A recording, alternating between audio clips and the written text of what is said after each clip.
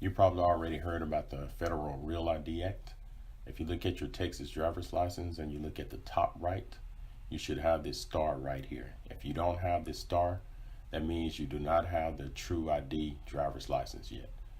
So by October the 1st, 2020, you need to make sure you go in and get this done. Because if you don't get it done, you will not be able to get on any domestic flights or enter certain federal buildings without a second form of ID like your passport or maybe some kind of government issued ID.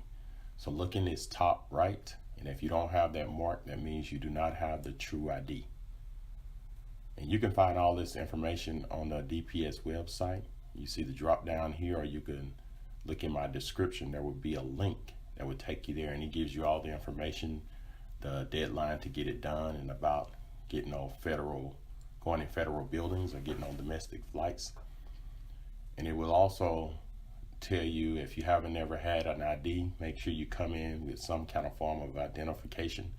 Maybe it's your birth certificate, social security, or some kind of ID for your electric company.